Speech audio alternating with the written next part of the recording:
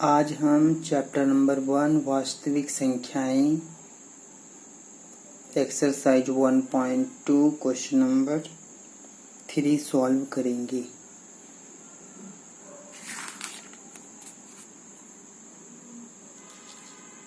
हमें question number 3 में दिया हुआ है अभाज्य गुणनखंड विधि द्वारा निम्नलिखित पूर्णांकों के एचसीएफ और एलसीएम ज्ञात कीजिए। तो हम पहला पॉइंट लेते हैं। इसमें हमें दिया हुआ है 12, 15 और 21। इन तीनों ही संख्याओं का हम एचसीएफ और एलसीएम दोनों चीज ज्ञात करेंगे। तो सबसे पहले हम 12 के गुणनखंड करेंगे। तो 12 के गुणनखंड में हमारा आ जाएगा 2 दूनी 4, 4 तिया 12। इस तरह से हमने 12 के गुणनखंड कर लिए। और 15 के जब हम करेंगे तो 3 गुणा 5। इसी तरह से 21 का भी कर सकते हैं 3 गुणा 7। तो जब हम एचसीएफ लिखेंगे, अतः एचसीएफ हमें 12, 15 और 21 तीनों संख्याओं का लिखना है। तो हम देखेंगे कि हमें इन तीनों संख्याओं में कॉमन क्या मिल रहा है। तो जब हम कॉमन देखेंगे तो 3 यहाँ भी है, 3 यहाँ भी है, 3 यहाँ भी है। तो 3 हमें कॉमन मिल गया। 2 इसमें है, 2 इसमें नहीं है, 2 इसमें नहीं है। मतलब कि 5 इसमें है, इसमें नहीं है, 7 इसमें है, इसमें मतलब कि कॉमन हमें सिर्फ 3 ही मिला जो तीनों में है। तो जो कॉमन संख्या है वही एचसीएफ है। तो यानी कि इसका एचसीएफ निकल गया 3। और जब हम एलसीएम निकालेंगे, एलसीएम जब निकालेंगे हम 12, 15 और 21 का, तो जो कॉमन है तीनों में उसको हम एक बार लिखेंगे। अब जो कॉमन नहीं है, जैसे ये और 2 यहाँ पर 2 बार, ये कॉमन नहीं है। जो कॉमन नहीं है उनको भी लिखना है मल्टीप्लाई में। तो इन दोनों को तो लिख लिया। फिर 5 भी है, 7 भी है, ये कॉमन नहीं है। अब हम इन सबको मल्टीप्लाई कर देते हैं तो एलसीएम आ जाएगा 3 दूनी 6, 6 दूनी 12, 25, 60। 3 दूनी 6, 6 दूनी 12, 25, 60 की गुणा 7 में कर देंगे तो ये आ जाएगा 6 सते 42 यानी कि 420।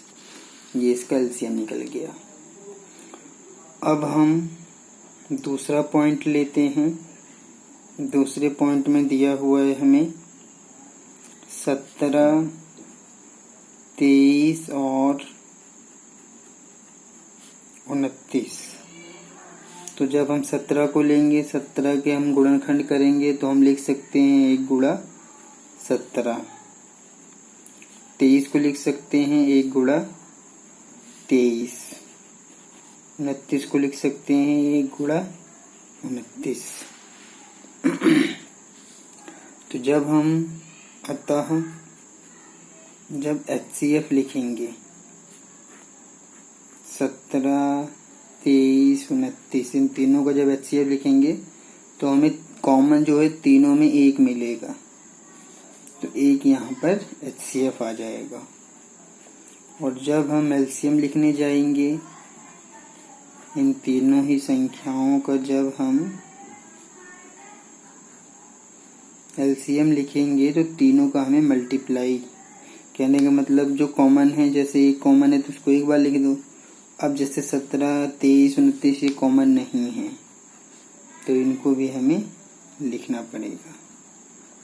अब हमें 1, 17, 23 और 29 इन सबका मल्टीप्लाई करना पड़ेगा, तब आंसर हमारा आ जाएगा। तो मल्टीप्लाई कर लेते हैं। मल्टीप्लाई करने के लिए हम करते हैं मल्टीप्लाई। पहले तो 17 और 23 की गुणा कर लेते हैं। 23 की गुणा जब 17 में करेंगे तो 7 तिया 21 के 1 आ जाएगा, हासिल 2 बचा, 7 दूनी 14 और 2 16। 1 की 3 में करेंगे 3, 1 की 2 में कर देंगे 2, तो ये आ जाएगा 1, 6 और 3 9, 2 और 1 3। तो ये 391 आ गया। तो अब हम क्या करेंगे, ये जो 391 आया हुआ है इसकी मल्टीप्लाई कर देते हैं 29 में, तो हमारा आंसर आ जाएगा। तो 9 एकम 9 और 9 नीम 81 हासिल 8, 9 तियां 27, 27 और 8 हो जाएगा हमारा 35। इसी तरह से 2 की 1 में कर देंगे 2, 2 नीम 18 का 8 हासिल 1, 3 दूनी 6 और 1 7, यह आ जाएगा 9, 2 और 1 3, 8 5 13, 3 हासिल 1, 7 3 10 और 1 11, तो यह आ गया 11,339। ये हमारा एलसीएम निकल गया। अब हम तीसरा पॉइंट लेते हैं। तीसरा पॉइंट हमें दिया हुआ है, थर्ड पॉइंट इसमें हमें दिया हुआ है 8 9 और 25, 8 9 और 25 इन संख्याओं का हम निकालते हैं। अब तो जब हम 8 का गुणनखंड करेंगे तो 2 दूनी 4 दूनी 8। इसी तरह से अगर हम 9 का करते हैं तो 3 तियां 9 हो जाएगा। 25 का करते हैं तो 25 में आ जाएगा हमारा 5 गुणा 5। कॉमन तो हमें कुछ भी नहीं मिलने वाला है, तो इसलिए हम एक काम करते हैं 1 भी लिख देते हैं। 1 आप किसी भी गुणनखंड में लिख सकते हैं, क्योंकि 1 से मल्टीप्लाई करने पर वही संख्या मिलेगी आपको। तो 1 आप, हमने जैसे पहले की संख्याओं का जब गुणनखंड किया था तो 1 नहीं लिखा था, तो आप लिख सकते हैं 1 से, कोई दिक्कत नहीं है। 1 इसलिए लिखा जा रहा है ताकि हमें कॉमन लेने में कुछ न कुछ मिल जाए, जैसे कि 1 कॉमन मिल जाएगा। तो अतः HCF जब हम लिखेंगे 8 9 25 का, तो हमें तीनों में क्या मिल गया कॉमन, 1। इसी तरह से अब हम जब LCM लिखेंगे, और जब हम LCM लिखेंगे 8 9 और 25 का, तो जो कॉमन है उसको एक बार लिखो, बाकी जो कॉमन नहीं है सबको लिखो। तो 2 यहाँ पर 3 बार है, फिर 3 यहाँ पर 2 बार है, 5 यहाँ पर 2 बार है। तो अब इन सब की मल्टीप्लाई करो, तो 1 की 2 में करेंगे 2 दूनी 4 दूनी 8, 8 तियां 24, इन सब का मल्टीप्लाई आ गया 24। फिर 3 पचे 15, 15 पचे 75, या 5 पचे 25, 25 तियां 75। तो अब हम 75 और 24 की गुणा करेंगे। तो जब हम यहाँ पर कर लेते हैं गुणा, तो हम 75 में 24 की गुणा कर देते हैं।